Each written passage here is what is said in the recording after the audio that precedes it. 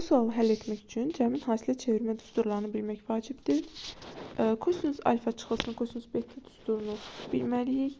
Düsturu yazaq. Kosinus alfa çıxılsın kosinus beta bərabərdir -2 sinus alfa üstə gəlsin beta yarısı vurulsun sinus alfa çıxılsın beta bölünsün 2.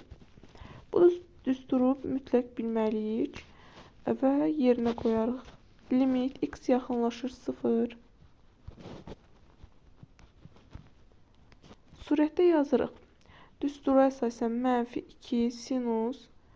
Bir dəfə bunları cəmləyirik. Yəni 6x-la 2x-in cəmi 8x və onun yarısı 4x vurulsun. Bir dəfə isə çıxırıq. 6x çıxılsın 2x, 4x, 4x-in yarısı 2x. Sinus 2x. Eyni şəkildə də məxrəcdə də yazırıq. -2 sinus cəmləyib yarıya bölürük. 4x vurulsun. Çıxıb yarıya bölürük. Sinus x. Və burada görürük ki, -2 sinus 4x-lar ixtisar gedir.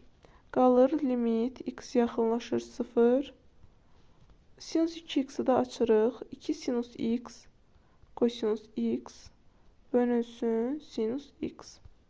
Sinus x-lar ixtisar gedir. Yerdə qalır limit x yaxınlaşır 0.